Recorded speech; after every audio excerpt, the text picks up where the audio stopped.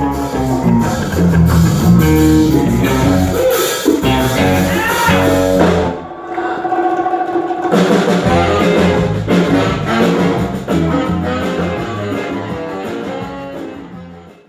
a todos, hoy estamos con Enrique, ya no hace falta presentarlo porque ya se ha pasado muchas veces por el canal, ya lo conocéis todos. Entonces hoy vamos a tocar una temática que pienso que os va a gustar bastante porque es una temática que siempre trae polémica y siempre trae bastante que decir y bastante que hablar, que es la famosa leyenda negra o leyenda rosa, en fin. Ahora vamos a tratar de averiguar con Enrique a ver su parecer sobre ese gran asunto histórico que siempre toca España y está siempre a caballo en la historia, ¿no? A lo largo y ancho de nuestra historia siempre ha estado ahí el debate, ¿no? Sobre todo en sus últimos, vamos a meterle 100 años quizás. Y entonces, pues nada, Enrique, ahí estamos. Te voy a dejar palabra que digas un poco tu parecer sobre todo esto y entras tú y ya iremos, ya te iré debatiendo si hay algo que debatir. Perfecto. Muy buenas tardes, Roberto, ¿qué tal? Muy bien. Yo ya, lo que digo, ¿no? Paleopolítica en mi casa, pero esto ya es prácticamente como ir al mercado a comprar, el canal de Desencriptando la Realidad. Ahí está, ahí está. Ahora tienes dos casas, digamos. Ahora tengo dos casas, la de la tía y la habitual. Ahí está. Bueno, con respecto a esto, la tesis de la que voy a partir es de la siguiente. El hecho de por qué normalmente suele existir leyenda negra y leyenda rosa, o más bien por qué se suele instrumentalizar sendas leyendas. Normalmente cuando surgen es porque se quiere desprestigiar una institución o una nación o una monarquía. Y entonces, pues digamos, se alimenta una serie de medio verdades, porque normalmente están fundamentadas sobre verdades que les van quitando matices o les van cambiando los matices, y algo peor que una mentira o una medio verdad, porque tiene como cierto rasgo de veracidad y entonces pues puede ser verosímil. Es decir, la leyenda negra puede ser verosímil, pero no es real, son cosas muy diferentes. El Quijote puede ser verosímil, pero no es real. Claro. Bueno, entonces, partiendo de esa base, ahí es donde se fundamentan las leyendas negras o la leyenda rosa. Es decir, en este caso sería el caso contrario, realzar una institución, una monarquía, una nación o lo que toque. Pero cuando se instrumentalizan más tarde, es normalmente para darle legitimidad histórica a una cuestión. Por herencia romana, tendemos a pensar que si algo tiene mucho tiempo, suele ser más legítimo. Por ejemplo, si el Estado nace en el Neolítico, significa que siempre ha existido Estado y que siempre va a existir, porque nos organizamos así. Si existe mercado en el Neolítico, significa que ha existido mercado, que existe y que siempre va a existir, ¿no? Entonces lo que se busca es esos engranajes de perennialismo, ¿no? De elementos o conceptos que son perennes, que son eternos, que son perpetuos. Y si los perpetuamos en el tiempo, digamos, van a tener más legitimidad a la hora de construir un discurso. Y ahí es donde entra la leyenda negra y la leyenda rosa, entre otras 1000 cosas que podrían dar 300 razones por las cuales los antropólogos tendrían que ser declarados enemigos del Estado. Pero esas son mis dos líneas por las que voy a tirar, ¿no? El cómo nacen la leyenda negra y la leyenda rosa y por qué se instrumentalizan estas dos herramientas. O sea, que veo que más que ir por el canal habitual que va mucha gente cuando debate esos temas de centrarnos en la leyenda negra española, tú prefieres coger el concepto, digamos, y destriparlo un poquito en general, ¿no? ¿Cómo se fabrica una leyenda negra o cómo se fabrica una leyenda rosa y por qué, ¿no? Por lo que entiendo. Efectivamente, claro. Vale, no, me parece bien. En vez de centrarnos en lo típico, que es la leyenda negra española y tal, que ya está muy debatido, además hay un excelente libro de Roca Barea, bueno, unos cuantos, que también yo ya toqué el tema en su día y la verdad es que yo creo que es un tema que está ya bastante debatido, aunque se puede debatir siempre mucho más, claro, evidentemente, hay 1000 aristas siempre de un tema, ¿no? Pero sí, me parece bien tu planteamiento. Entonces, pues dinos un poco, ¿por qué crees que se puede fabricar una leyenda negra y para qué? ¿O con qué intenciones? ¿O se fabrican de forma natural? ¿No? ¿Son equivocaciones? ¿Qué es lo que opinas tú de alguna forma. Bueno, con respecto a la tesis de Roca Variada y tal, si quieres después lo podemos comentar, pero Sí. prefería ir a algo más general, algo más arquetípico, porque la leyenda negra española y su y su contraponente, la leyenda rosa española, no es algo, quiero decir, no es lo único que hay. Es decir, también existe una leyenda negra de la Iglesia. Correcto. Existe también una leyenda negra del comunismo, o sea, es que hasta hay un libro negro del comunismo. Claro, la famosa leyenda negra de los judíos, la famosa leyenda negra de, bueno, hay muchas, de verdad, hay muchas leyendas negras, ¿no? Hay muchísimas leyendas negras. Sí, sí, sí. Entonces, normalmente, para que se geste, o al menos en torno a lo que yo puedo percibir para que se geste una leyenda negra, tienen que acaecer o ocurrir una serie de elementos o características que pueden coincidir o bien coexistir. Primero, que sean como una herramienta propagandística para derrotar a ciertos regímenes. El claro ejemplo sería cómo se construyó la leyenda negra del comunismo, porque el comunismo como tal, mientras se construía la leyenda negra del comunismo, no fue derrotado la Unión Soviética, sino que se construía simultáneamente a su existencia. Entonces, bueno, son media verdades o incluso directamente mentiras que se han repetido y perpetuado a lo largo del tiempo y a que a día de hoy se están revisando. En el caso de la leyenda negra del fascismo, se construye una vez derrotado. O sea, se consigue ya demonizar a la potencia derrotada y entonces pues se dicen, pues, digamos, ya verdaderos sinsentidos sobre cosas, insisto, que sí son ciertas. Por aquello de, me imagino, de un poco el que gana, digamos, la guerra es el que hace la historia, ¿no? El que escribe la historia, el ganador, claro, ¿no? ese sería ese tipo de leyenda negra. Ajá. Que también es parte del fundamento de la leyenda rosa. Es decir, la mayoría de historiografía que nosotros tenemos y estamos, digamos, cada vez más reciclando y trabajando, es los mitos nacionales del siglo XIX. Que eso se arraiga mucho en España durante el franquismo. Es decir, todos estos autores que son Menéndez Pelayo, etcétera, etcétera, eso se construye, o sea, digamos, se reciclan muchísimo durante el franquismo y es a día de hoy uno de nuestros principales problemas a la hora de hacer historiografía en España. Por ejemplo, ¿cuándo nace España, no? Pues parte de ese problema historiográfico lo tenemos aquí, porque hay gente que dice que nace con los reyes visigodos y hay gente que dice que entra con los reyes católicos.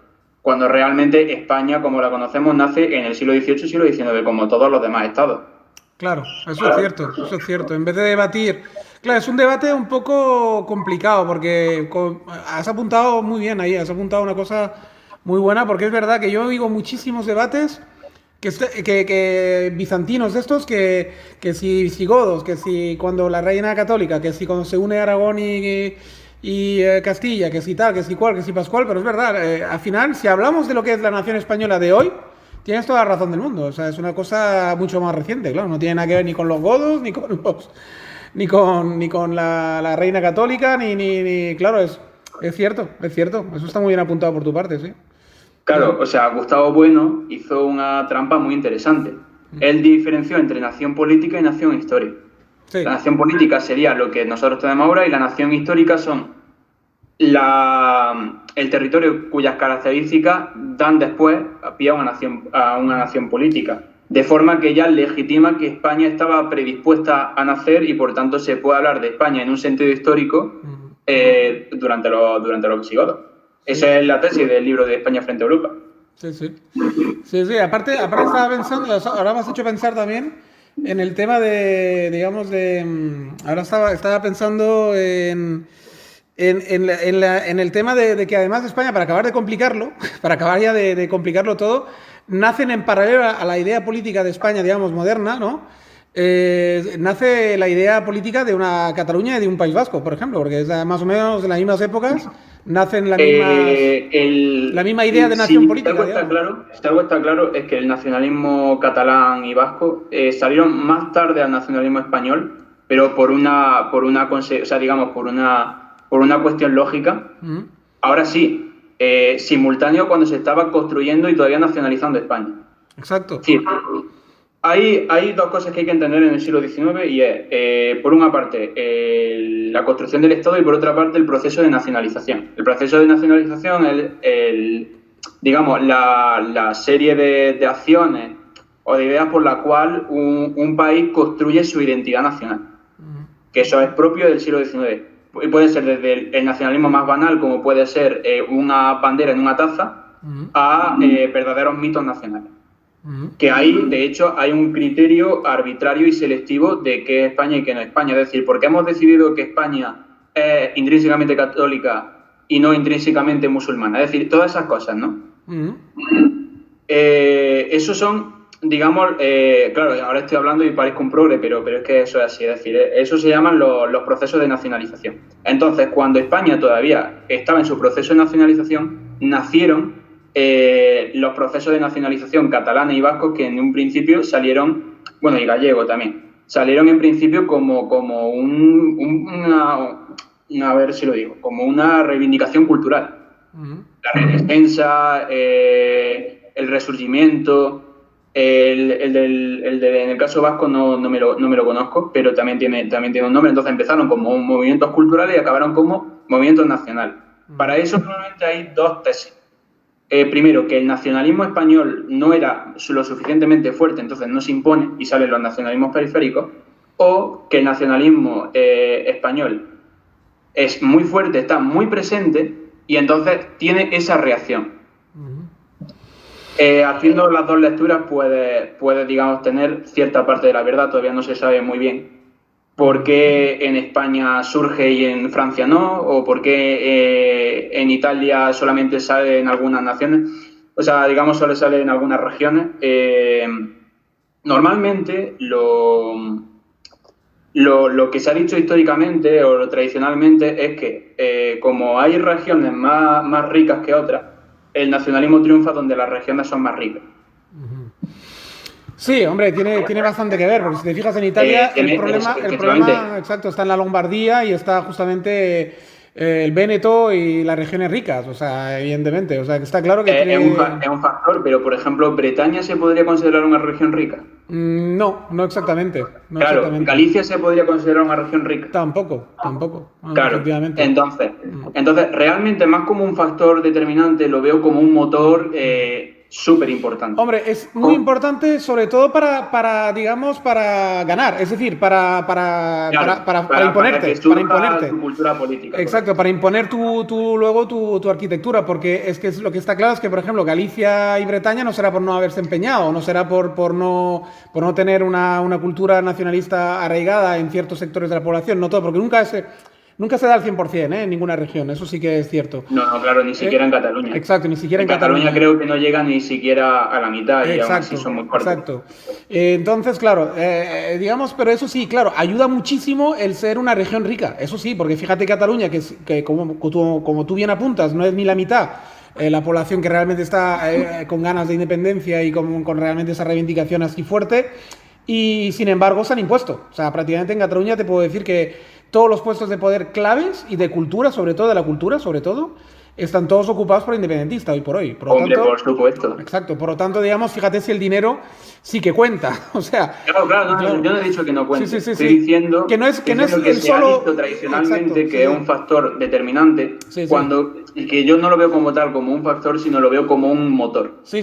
O como una vía de los factores que hacen que una región se construya. No es el único, es decir, no se puede hacer una equivalencia matemática, decir, una región rica, tarde o temprano se va a independizar en su país. No, tampoco no se puede afirmar así, porque hay 1000 regiones, probablemente 1000 ejemplos a lo largo y ancho del mundo. Así a bote pronto se me ocurre Baviera, por ejemplo, que es de lejos la más rica de Alemania y no hay un movimiento que yo sepa demasiado nacionalista, independentista. Sí, bueno, hay, pero así con la potencia que tiene en Cataluña o que tiene en el País Vasco, no, vamos, yo creo que hoy por hoy no, a lo mejor están creciendo poco a poco y claro, lo van a... claro, yo es que lo estudié sobre todo en época de Weimar, y en Weimar sí conozco que tenían... Sí. O sea, que daban bastante por culo, vaya. Sí, no, pero yo hablaba de ahora mismo, me estaba pegado a la actualidad en ese momento. Sí, claro, si hablamos del pasado, me consta que a lo largo de de la historia de Alemania, pues sí, Baviera siempre ha sido un poco uno que quiere comer aparte, ¿no? Un poquito. También me imagino que les viene ya, si nos vamos remontando lejos, tú que sabes de historia y lo sabes mejor que yo, porque es el único, creo, land claramente católico y romanizado, digamos, en su día por Roma, claro, por la influencia latina, romana, ¿no? Yo creo eso atiende a cosas muy específicas y muy interesantes de apuntar, pero es que darían para otro podcast. ya, me imagino. Incluso Si nos liamos con esto, nos la podemos propia liar. instrumentalización de la religión por parte del Estado en el siglo XIX en diferentes zonas, en Alemania en particular, Sí. Bismarck fue muy listo. Sí. Y de hecho es bonito que hayamos aterrizado en Alemania, porque si te fijas al final, todos esos estados-nación y todo eso nace en el romanticismo alemán, ¿no? Eso es un hecho, ¿no? Bastante ya Totalmente. comprobado, ¿no? O sea, el nacionalismo fraguado como tal nace en la época del romanticismo, claro. Correcto. O sea, la mítica primaria de los pueblos es, digamos, el más característico, y ahí fue, de hecho, cuando si no recuerdo mal, fue en esa ola, cuando el nacionalismo cogió de tintes progresistas a tintes conservadores. Correcto, sí. Yo es una cosa que tengo bastante comprobada por mis lecturas y por lo que voy, diferentes congresos que he ido escuchando por ahí, que están grabados en YouTube y tal, que hablan de historia. Y esa época creo que al final, alguna corriente habrá que conteste esto a lo mejor o que lo matice, pero hay un consenso bastante grande que el nacionalismo tal y como lo conocemos, digamos, bebe del romanticismo alemán en un porcentaje muy alto, por no decir altísimo, ¿no? Sobre todo el nacionalismo catalán y vasco, dicen que especialmente, de hecho, esos dos, beben mucho de la filosofía alemana y del romanticismo alemán, digamos. Pues sí, de hecho sí. Estos seguros, estos dos seguros. Sí, eso es seguro. En los demás, a lo mejor se puede poner más en solfa o se puede, digamos, matizar o lo que sea, pero estos dos me parece que tienen el márchamo ahí eso tatuado. Se le conocía normalmente como la Europa de los pueblos, que eso es lo del corte alemán. Exacto, sí. Y con respecto a la construcción de una leyenda negra, leyenda rosa, claro, yo estoy de acuerdo contigo. Al final todo se liga mucho. Yo creo que si nos miramos la historia así un poquito a trazo gordo y hacemos un repaso así rápido, claro, si te fijas al final, como la historia le escribe el ganador, digamos, el que gana las contiendas, digamos, importantes a lo largo de la historia, las grandes contiendas, digamos, cuando hay mucho en juego, ¿no? Y la última vez que hubo muchísimo en juego, digamos, en plan global, pues claro, fue digamos, cuando el Imperio inglés, de alguna forma, consigue esa hegemonía prácticamente mundial, ¿no? Y acaba de imponerse del todo al Imperio español por una parte, y acaba de derrotar, pues, incluso al Imperio chino y, digamos, en muchísimas partes del mundo acaba de instalar su hegemonía. Entonces, Estados Unidos coge relevo, pero que claro, como es de la esfera anglosajona, pues de alguna forma ellos son los que escriben, si te fijas, la historia de sus últimos 100 años o 150 años, lo podríamos cifrar. Porque, si juntamos Hollywood desde los años 40, si juntamos antes de Hollywood todo lo que se ha escrito sobre Europa y el mundo en general, etcétera, claro, casi todos los autores importantes son sajones, de alguna forma. Franceses también algunos, Francia siempre está ahí intentando hacer lo suyo, pobres, pero realmente, y los alemanes, que nunca han dejado de luchar, la verdad sea dicha, por intentar sacar la cabeza también un poco. De hecho, de ahí las dos guerras mundiales. Pero sin embargo, claro, como los anglosajones, digamos, se han visto vencedores de todas las contiendas, pues al final son ellos los que han escrito un poco la historia. Y claro, la leyenda negra y rosa me imagino que la distribuyen un poco ellos a lo que les interesa, ¿no? ¿No te parece que...? Y sé que es un trazo muy grueso, pero ¿qué te parece ese pequeño resumen? Tengo que hacer varias matizaciones. Ahí está, es que lo he hecho por eso, digo, a ver si Enrique me matiza ahí.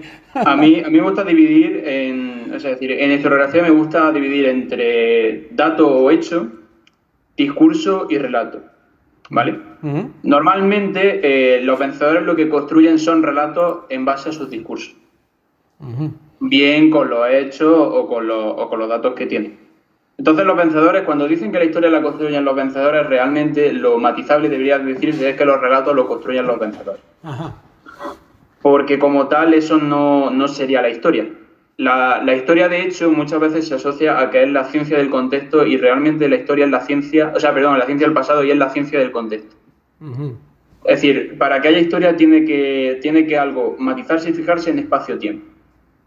Porque si no, O sea, perdona, un inciso, lo que me estás separando es el relato, claro, de la historia real. Es decir, una cosa es la historia, que se puede seguir estudiando, ¿no? Por especialistas, y otra cosa es el relato del vencedor. Eso es lo que me estás haciendo la dicotomía ahí. Claro, vale. eso es lo que te estoy matizando. Vale. Es que muchas veces lo que se estudia son gran apunte, sí. Claro, muchas veces lo que se estudian son relatos hasta que se van desmintiendo o se van matizando. Vale. O sea, es que te pongo un claro ejemplo y es que o sea, que no es por echar polvo, pero es que esta es una de las manías por las que les tengo, o sea, una de las razones por las que le tengo manía a los ilustrados. Los ilustrados son, en gran medida, puede ser por buenas intenciones, lo que construyen la historiografía moderna. Ajá. De hecho, ellos las edades las pusieron ellos. Es cierto. Entonces, normalmente, muchísimas cosas que ellos establecieron eran por, digamos, visiones que tenían de otros que igual no estaban muy acertados. Por ejemplo, el propio término Edad Media lo pusieron los ilustrados en base a un comentario de un libro de Vasari, de la arte, donde se entendía que entre la Edad Antigua y lo que ahora ellos entendían como Renacimiento, había habido un interregno de conocimiento, cultura, etcétera. Cuando ya se sabe, por ejemplo, que hubo como tal 3 renacimientos y ahora 3 humanismos. Es decir, lo que nosotros llamamos el humanismo realmente es el primer humanismo. Y renacimiento estuvo el carolingio, que es de la mayoría que nosotros tenemos, digamos, conservación de escritores clásicos. El renacimiento del siglo XII, que fue súper importante, que de hecho cuando lo que nosotros llamamos escritura humanística en paleografía, realmente fue la letra carolina. Ajá. No fue una letra humanística que se fueran a lo antiguo. Ellos pensaban que se estaban escribiendo basándose en lo antiguo, pero era la letra carolina que estaba, digamos, perviviendo y transcribiendo a autores antiguos. Curioso. Entonces, en ese tratado de Vasari es donde sale eso de que estamos en el medio, o sea, digamos que este interregno que está en el medio entre la Edad Antigua y este renacimiento de la Edad moderna. Bueno, yo lo he oído aún más bestia, Enrique. Yo he leído, no me acuerdo ahora en qué parte, en dónde, porque ya, claro, ya uno acumula años y acumula lecturas, claro, y tal, y al final ya llega un momento que ya sabes que lo has leído, sabes que lo has visto o que lo has oído, pero no sabes dónde ya. Y que digamos que la Edad Media no era más que, digamos, un tiempo, digamos, de caos entre el orden y el de esto del Imperio Romano, digamos, ¿no? El orden y la virtud del Imperio Romano, y el renacimiento de los Estados-naciones y de todo el orden que, digamos, que establece luego, pues, lo que estamos viviendo más o menos ahora, desde hace unos, no sé, vamos a cifrarlo. Esto muy probablemente esté escrito por algún autor del siglo XVIII. Muy probablemente, o al menos. Y probablemente francés, ¿no? Y jacobino. Y probablemente francés. La idea primigenia creo que tiene que ser de un ilustrado o de. Es que es probable que lo haya leído, fíjate que si le hago memoria, igual lo he leído en Voltaire o Montesquieu o en algún escrito de alguno de estos, ¿eh? Podría ser. Es muy probable. Y quizás no con las palabras exactas que le he dicho yo, porque evidentemente he hecho un resumen burdo, probablemente ellos lo hacen de una forma más encarabolada, más digamos, más barroca. El texto original seguramente no lo hice de forma tan brusca o tan poco matizada como lo estoy diciendo yo. Es probable que lo diga mucho más matizado y menos brusco, pero al final es lo que quieren decir. Es lo que y al final es lo que al final es lo que ha pervivido también. Entonces, bueno, sí.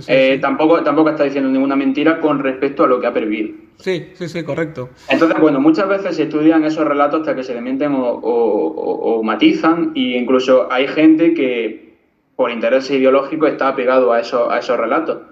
O sea, muchos historiadores, y especialmente en el nacionalismo español, por desgracia pasa. Bueno, y en el nacionalismo catalán ni te digo. O sea, en el nacionalismo catalán no es que estén apegados, no, es que se basan en eso. No, claro.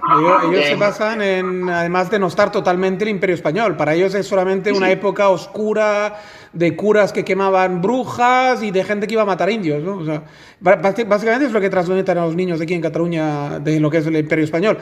Sin embargo, fíjate que son muy cucos, nunca hablan de Cuba, jamás. De Cuba no se habla en Cataluña. Eso no Qué cucos, creo ¿no? que nos convenga hablar. Es que por eso no me gusta hacer valoraciones morales sobre la historia. Un historiador no debe ser un juez. Ya. Porque eso ya tenemos algunos. Entonces, un historiador debe tratar de entender la época en su contexto. Claro. Y eso aplicado a todo. Y por eso no me gusta decir, pues lo ven a hacer a un hijo de puta y tal. No. Quiero decir, prefiero guardarme siempre, sobre todo en público, valoraciones morales, porque es como que nubla el juicio histórico. Además es tan fácil, ¿no? A la historia justamente es tan fácil hacerle decir lo que uno quiere, ¿no? De alguna forma, e incluso mentiras, ¿no? Construir mentiras sobre la historia es tan fácil y claro, es que... Y tan peligroso, ¿verdad? Tan peligroso porque cuántas tropelías y cuántos hechos luctuosos y hechos realmente, digamos, desgraciados no ha habido en la historia, a lo largo y ancho de la historia y de la humanidad, por culpa de precisamente hacer hablar la historia de forma errónea, ¿no? Y falsa incluso, ¿no? Tú estarás de acuerdo, me imagino, con esto, ¿no? Totalmente de acuerdo. No. Especialmente, o sea, se me viene a la cabeza porque es que la he tenido mucho el tema de la conquista. Para empezar, hay dos procesos históricos y dos procesos jurídicamente diferentes que son la conquista y el descubrimiento. Claro. Eso la gente no suele, cuando ataca tanto, no suele matizarlo. Que primero llegó el descubrimiento, que por eso se llama descubrimiento de América en parte, que tenía unas características jurídicas muy concretas, y luego está la conquista. Eso es un buen matiz porque es verdad. Y luego, además, dentro de todo esto, es que claro, la gente se suele olvidar también de que la cosa duró 300 años largos.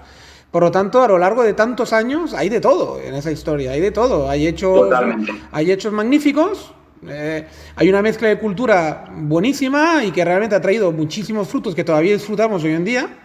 Ha traído palabras maravillosas como la palabra chocolate, etcétera. Ha traído frutos y cosas maravillosas también. Y ha traído, evidentemente, aparejada a todo ello, pues también desgracias, claro. También desgracias y actos de los cuales uno no se puede sentir especialmente orgulloso. Pero también hay que meterlo en el contexto histórico que vivían esas gentes. Lo que hace el posmodernismo hoy en día también, revisar todo en base a nuestros digamos, valores morales actuales y éticos, es una gran error. Yo no sé qué pensarás tú de ello, pero yo me imagino... Si se condena la conquista, se tiene que condenar, la cruzada pagana. Porque la cruzada pagana, la del siglo XIV, la de los bálticos, tiene las mismas características legales que la conquista americana. Claro. ¿Y qué decir, por ejemplo, que eso se dice poco en la historia, pero que yo es una cosa que nunca he entendido y mira, me va bien hablar contigo para ver qué opinas de ello? ¿Y qué decir de la invasión rusa de todo el oriente, de su continente? Es decir... te refieres a la colonización de Siberia. Claro, la colonización de Siberia es un acto también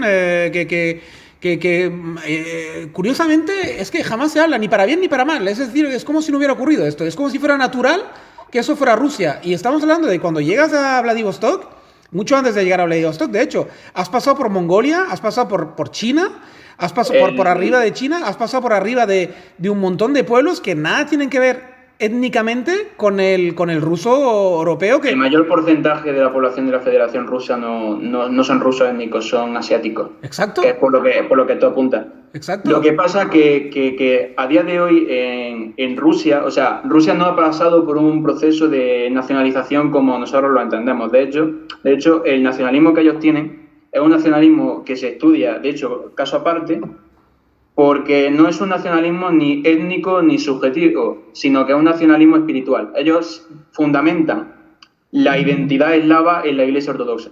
Ajá. ¿Vale? Entonces, eso por una parte. Eso es es un matiz que hace que entendamos el origen del paneslavismo en cierta parte, aunque el paneslavismo también esté basado en el nacionalismo étnico. Pero es que además Rusia sigue la vieja costumbre de lo que nosotros llamamos tribu e imperio. Es decir, ellos no se sienten parte, o sea, digamos, alguien de Vladivostok, bueno, de Vladivostok no sé, pero alguien más al este, incluso de más al occidente, no se siente parte de Rusia, sino de la Federación Rusa. Vale, ya te entiendo. Sí, sigue un poco el viejo esquema, el esquema prácticamente... Es difícil porque es una mentalidad totalmente diferente. Vale. Y claro, y no sé, pero yo no ahora porque no he estudiado nunca a fondo esa parte de la historia. Además es una cosa que en Europa Occidental yo creo que cometemos un error de no intentar conocer mejor el alma rusa, ¿no? Porque hay poca historia sobre Rusia, o es una sensación que me da a mí. Hay poca bibliografía. Hay poca bibliografía, ¿verdad? En español hay poca bibliografía. En inglés hay un poco más. ¿Sí? En francés más o menos también. En alemán bastante. Pero en español hay poca bibliografía. Justo yo es que me quiero dedicar a historia medieval de Rusia. Porque por ejemplo, yo ni tan siquiera sé si hubo masacres mientras avanzaba Rusia por el oriente. Es decir, mientras avanzaba por su oriente, o sea, por Siberia y llegaron hasta Vladivostok y tal, hay constancia de masacres, de gente originaria de ahí. ¿Hay constancia de algún tipo de atropello étnico, digamos? Pues mira, no lo sé, pero no creo. Porque los rusos, o sea, el imperio ruso es un imperio multiétnico, que lleva mezclándose desde la propia identidad fundacional del primer zarato ruso. Han convivido, digamos, ucranianos, polosianos, eslavos, varegos, en parte como España, con los de la Horda de Oro, los mongoles. Entonces, quizá, digamos, lo que diga, oye, pues esto se le puede achacar si hacemos una valoración moral, es que, vale, sí, tal, lo integran a la población, incluso le cambian el nombre, a veces algunos caudillos se tienen que convertir, pero por lo que van es a por el caudillo. Porque bien integrándolo, es decir, bien dándole un principado, pues yo qué sé, a lo mejor un jefe de horda que antes estaba asentado en un río, pues le dan el título de gran príncipe de no sé qué. Entonces, o bien lo integran o bien lo matan, porque la concepción del poder en Rusia es la concepción del poder bizantina, que además está mezclada con elementos islámicos por haber sido invadidos por la Horda de Oro. Entonces, la autoridad, o sea, la soberanía está muy personalizada. Ajá. Digamos, es una táctica que han hecho un poquito más, claro, además, sí, ya entiendo por dónde vas. Y alguna campana tengo de lo poco que he podido leer y hablar con rusos y tal. Sí que es verdad que todos me explican más o menos lo que me has explicado tú, que ahí, digamos, se las apañaron, como eran territorios tan extensos, bueno, y son territorios tan extensos y cosas tan, digamos, tan inabarcables prácticamente y indefendibles incluso, sobre todo en la época, claro, hoy en día con la tecnología y con los aparatos que tenemos es más fácil defender un territorio, digamos, o vigilarlo, pero ya te puedes imaginar en el siglo XVIII, XVI, XV, XIV, donde nos queramos remontar, cuando más atrás peor. Mucho más complicado, ¿no? Entonces sí que usaron tácticas de esas que dices tú, muy diplomáticas, digamos, ¿no? Muy de consenso, de siempre mandando, digamos, Moscú o mandando San Petersburgo, pero según la época de la que hablemos, pero sí, ¿no? Parece ser que... Piensa que es el país más grande del mundo, incluso perdiendo un gran porcentaje de su territorio tras la caída de la Unión Soviética, pero no el país más poblado. No. Entonces, claro, los genocidios ahí no tienen mucho sentido, sobre todo si la mayor concentración de la población está en la Rusia occidental. Claro. De todas formas puedo investigar, o sea, yo te estoy tirando de lógica histórica, yo no lo sé. Sí. Podría investigar porque además es que justo estamos dando o sea, no hemos llegado todavía a dar la colonización de la Rusia oriental. Pero cuando lo sepa podré decirte, vale, pues sí, hubo genocidio. También me consta, por ejemplo, que hubo revueltas, sobre todo contra Pedro el Grande, porque fue el que trató de implantar el Estado así bien ilustrado como a ti te gusta. Y entonces hubo revueltas sobre todo de los cuerpos militares, de las poblaciones cosacas y de los Streletsí, que son como un cuerpo de infantería. Ajá. Obviamente a los Streletsí pues desapareció, disolvieron el cargo. Y a los cosacos pues siguen existiendo, de hecho, sigue habiendo muchas poblaciones cosacas que no se... O sea, esto es otra vez esa misma idea, no se identifican como rusos aunque hablen ruso, sino se identifican como cosacos. Los cosacos del Don, los cosacos de Kubán, son muy de patria chica, ¿no? Sí. Bueno, entonces ahí corrió la sangre cuando se rebelaron los cosacos en el siglo XVII. Y ahora que lo dices, tiene cierta lógica lo que dices, pero claro, las grandes y vastas, digamos, tagas estas siberianas y claro, estaban muy deshabitadas en aquel entonces y ahora, me imagino, ¿no? Porque claro... Ahora todavía, a día de hoy, la mayoría de la población se concentra en la Rusia europea. Claro, y en el Cáucaso, que es donde hace más calorcita. Y en el Cáucaso, efectivamente. Claro. Claro, y de hecho, donde sí han tenido problemas y ha corrido la sangre varias veces es en el Cáucaso. Turquía. En el Cáucaso es que hay muchísima tensión étnica. Claro, y Turquía incluida. Es que yo creo que nos va a costar años entender eso. El mero conflicto entre Armenia y Azerbaiyán, creo que es. Azerbaiyán, sí. O sea, eso ya de por sí tiene siglos de conflictividad. Sí. Que no se remontan a o es que la Unión Soviética hizo las fronteras o es un conflicto religioso, no. O sea, es una movida más profunda que yo a día de hoy no soy todavía capaz de darle explicación. Es muy antiguo, claro, es que ahí cuando hablamos de Armenia y todo, claro, son pueblos ya antiquísimos, claro. Yo justamente me he interesado un poco por el tema armenio y tal, a raíz de la guerra que han tenido ahora con Azerbaiyán y tal, y claro, te empiezas a adentrar ahí y ojo, eso se remonta a... O sea, estamos hablando de pueblos ya que están arraigados en esa región desde hace ni se sabe, o sea, y tienen además conciencia de ello, tienen una conciencia cultural, hay un arraigo realmente cultural muy profundo y muy antiguo, sobre todo de parte de los armenios. El caso de Azerbaiyán es más complejo porque ahí hay más etnias encima y se lía un poco con el Islam y se lía con el tema de Irán. Que tienen un régimen personalista desde 3 generaciones. Exacto, hay una familia ahí al poder. Azerbaiyán, digamos, es un caso más clásico, entre comillas, oriental, ¿no? Ahí hay mucho orientalismo ya. Pero Armenia, sin embargo, es un caso mucho más peculiar y mucho más interesante, de hecho, desde ese punto de vista de estudiar. De todas formas, ya queda muy poco armenio, o sea... Ya, eso sí, desgraciadamente los pobres... Ya están casi en peligro de extinción los pobres. Tanto en territorio como en número de personas, sí que es verdad que los pobres ya no sé, habrá que estudiarlos pronto como algo del pasado, casi, ¿no? Pero bueno, casi un valor antropológico, sí. Exacto, pero bueno, sí, si un día te da por ahí, pues tendrás faena, porque el Cáucaso además es muy complejo, ¿eh? Si empezamos a entrar georgianos en la ecuación, si empezamos a entrar, no sé, hay más pueblos por ahí, de kurdos y, bueno, no sé, hay muchísimas variantes ahí, ya sabes tú, los turcos y bueno, y sus orígenes, la propia Turquía también es una especie de mausoleo ahí, o sea, es un puzzle, ¿no? También de etnias y de digamos, de muchísima antigüedad también, ¿no? Y todo viene de la estepa, y si te metes en la estepa ya empiezas a encontrarte que si Kazajistán, que si todos los están que hay ahí, ya lo sabes tú, hasta llegar prácticamente a China. Y claro, ahí ya entras en un cacao maravillado que me imagino que es complicado. Tienes prácticamente que olvidar o desaprender cosas para meterte en esa mentalidad. Sí. Es que es algo totalmente diferente. Ya que he hablado de Roca Barea antes, yo me leí una obra, un poema épico que se llama El caballero en la piel del tigre. Ajá. Lo descubrí porque sabes que Stalin es georgiano, era georgiano. Sí. Y hay un cuadro muy famoso que sale él leyendo el poema épico nacional de Georgia, que es este que te estoy diciendo, Ajá. de Rustaveli. Entonces, Roca Barea comentó la traducción al castellano del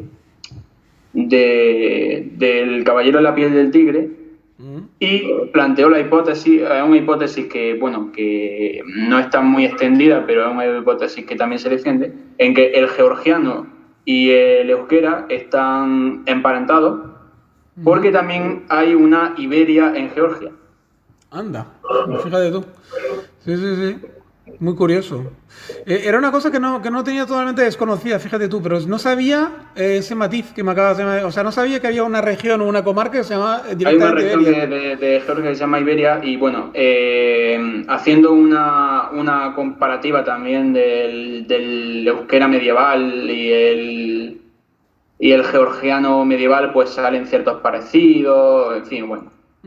Se trazan cierto paralelismo, Hay, ¿no? hay una teoría que tiene cierto, o sea, que tiene cierto peso, pero que todavía no se sabe hasta qué punto se puede emparentar eh, y, digamos, el euskera y el georgiano. De hecho, una de las líneas más modernas que yo más oigo últimamente es que probablemente, o sea, probablemente, no lo sé, lo que defienden esa línea dicen que probablemente, ahora está bien mejor expuesto la frase, porque si no parece que lo diga yo, los que defienden la línea esta dicen que probablemente el tema del euskera podría ser residuo, fíjate lo que dicen, del íbero, del famoso íbero que nadie sabe cómo se habla, ni porque no hay ningún registro o apenas hay registros escritos de lo que se hablaba en la península ibérica, digamos, desde el principio, mucho antes de los romanos, etc., ¿no?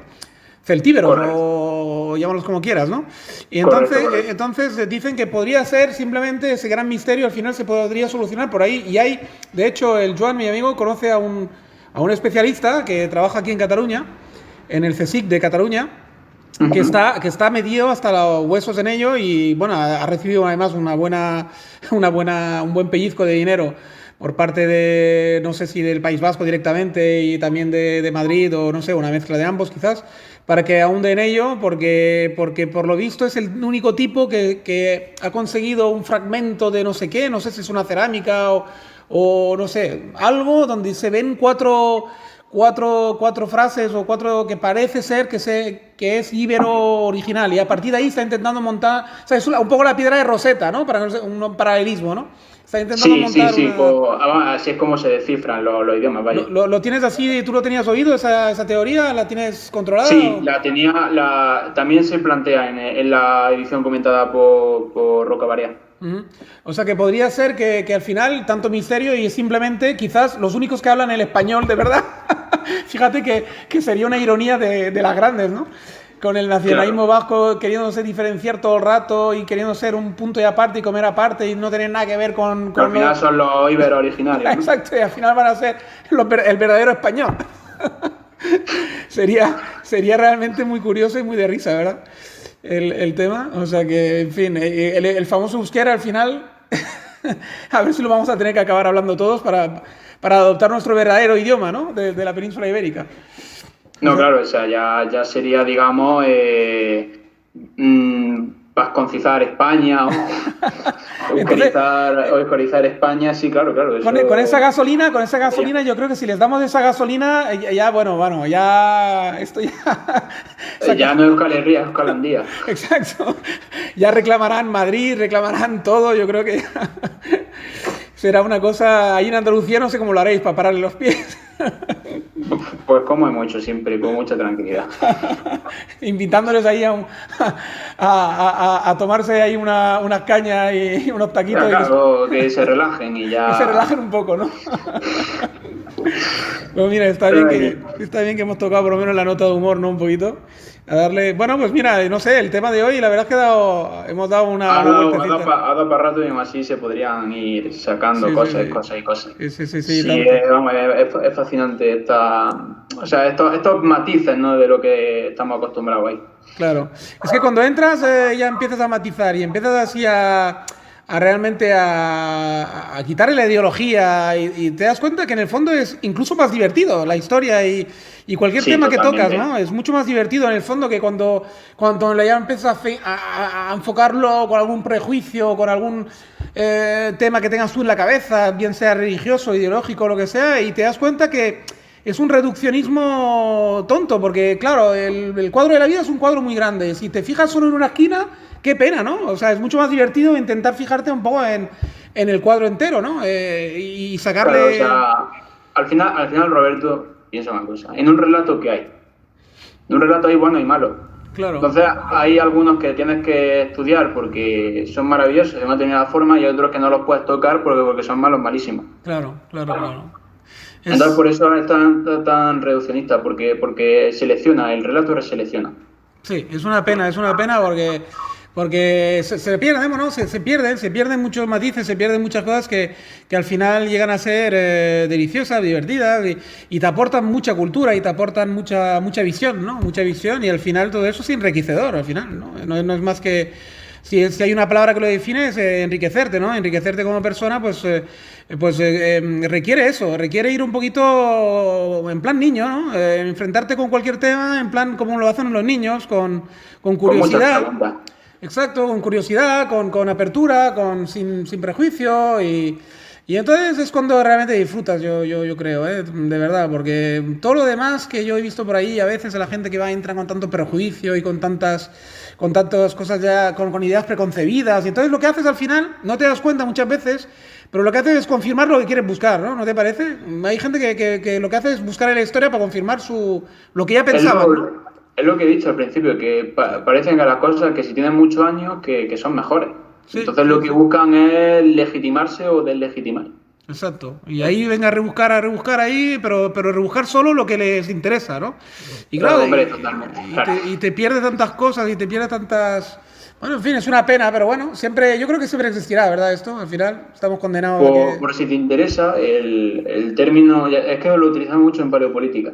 Mm, El término que utilizó el Imperio Español para denominarse a sí mismo fue monarquía católica universal, ya que técnicamente emperador solamente hubo uno. claro, O claro, sea, alguien que tuvo la corona del Sacro Imperio. claro, claro, claro, Mientras claro. tanto, en los documentos se firma o como la monarquía católica universal o como la monarquía católica hispánica. Sí, sí, sí, sí, sí. No sé, por curiosidad. Sí, sí, sí, sí, no, fíjate que yo cuando más va adentro en... hay un ruido ahí, ¿lo oyes? Sí, Ah, sí, sí, te vale, oigo. vale, vale, vale. No, pues cuando más adentras en la historia del Imperio Español y tal, más te das cuenta que en el fondo, pues no estuvo tan mal llevado todo aquello, no estuvo tan mal llevado como parece. Y hicieron, al final montaron lo que pudieron y tampoco lo hicieron tan mal. Lo hicieron, pues, según su historia, según el contexto y según lo que se pudo hacer, pero realmente lo que salió de ahí, en el fondo, y además el mérito que tiene, ¿no? Llevar un Hombre, es imperio tan que grande. piensa que apenas tuvieron paz, estuvieron muchísimos siglos en guerra y a veces con varias guerras simultáneas. Exacto, exacto, exacto. Y a todo eso con la piratería de los ingleses, holandeses, franceses, Los intentando... turcos, sí, sí, claro, claro. O sea, si son guerras, además guerras simultáneas, es decir, con de varias formas, guerras económicas, luego el sistema económico de aquel momento o sea, no le beneficiaba especialmente porque, claro, es decir, al ser un patrón metal, tú para pagar tienes que traer metales de fuera. Claro, Pero claro, eso tiene un tiempo por la tecnología, por los transportes. claro, claro. Entonces, claro, lo que hacían era pedirle dinero prestado a los banqueros, especialmente a banqueros alemanes, y entonces para cuando llegaba ya el oro, estaban endeudados. Claro, claro, Porque claro. que es que de hecho eso es una putada porque no solamente un oro supuestamente que es tuyo de tu patrimonio lo tienes que empeñar y lo tienes que pagar más costoso de antes que haya venido, Claro. sino que además es que la gracia que tiene el asunto es que la usura está prohibida en el mundo cristiano. Claro, sobre todo en aquellos tiempos, que en aquellos tiempos se lo tomaba en serio la gente, ese tipo de cosas. Claro, sí, sí, el origen del antisemitismo europeo es por eso. No, Es no, y porque tanto. los judíos tienen prohibido para ellos mismos la usura, pero para otras religiones no. Y es más, en el caso islámico, tienen un banco solamente para musulmanes donde no cobran intereses o son intereses mínimos. No sé de qué porcentaje era, pero eran de intereses mínimos. Sí, sí, sí, conozco esa historia. De hecho, es una de las cosas que yo intento explicar, porque yo esa parte de la historia sí que me la sé al dedillo, porque justamente me interesó mucho desde el principio todo ese asunto de esa inquina que hay contra el judío, ¿no? En Europa, en toda Europa, además, ¿eh? Es un tema que atraviesa Europa de norte a sur, de este a oeste, ¿no? Y entonces siempre esa cosa, ¿no? Y al final la estudié y sí, es exactamente como la acabas de escribir tú, como acabas de sintetizar. Al final no es ni más ni menos que esto. Eran los únicos que podían, digamos, ejercer de prestamistas y evidentemente pues todas las iras del pueblo, tanto el pueblo pequeño como el pueblo grande, es decir, como los nobles, al final se acaba siempre contra ellos, claro, evidentemente, pero cuando las cosas iban mal dadas, claro, evidentemente, cuando las cosas iban bien, pues todo el mundo estaba contento, ¿no? Todo el mundo ganaba y todo el mundo bien, pero cuando las cosas iban mal dadas, pues, claro, se retornaba contra el judío, ¿no? Y al final en la imaginaria popular y hasta nuestros días, pues queda esa imagen, ¿no? Del judío avaro, del judío prestamista, y que todos los males vienen por ahí, ¿no? Cuando en realidad se da en la historia por esa casualidad que acabas de mencionar tú, porque simplemente un cristiano, un buen cristiano de verdad, no podía practicarlo, y por muchas ganas que tuviera de hacerlo. Y un árabe y un musulmán, pues tampoco. Por lo tanto, digamos que al final les tocó el papel que les tocó y claro, es un papel pues que no es exactamente un papel demasiado bonito, ¿no? De jugar, ¿no? Eso está claro, sobre todo cuando vienen mal dadas. Oh, totalmente. El purgatorio, de hecho que ya se dice que no existe, se creó en un principio para los mercaderes, porque ellos entendían que no podían comerciar con el tiempo, ya que el tiempo no podía valer dinero porque pertenecía a Dios. O sea, fíjate qué matiz más bonito ahí. No lo conocía tampoco, ¿no? Entonces, pues el purgatorio, bueno, el purgatorio y ya más tarde la confesión, claro, el sacramento. Claro. Fíjate. No, pues es un matiz interesante. Yo tampoco, mira, nunca lo habría imaginado la relación, nunca habría hecho, ¿sabes? El enlace entre esas cosas de la manera que le acabas de mencionar tú, ¿sabes? ¿Ves? Cada día se aprende algo, cada día, ¿eh? Pues, de todas formas estoy tirando de memoria. Si alguno me refuta con fuentes, entonces yo digo mea culpa y me rectifico.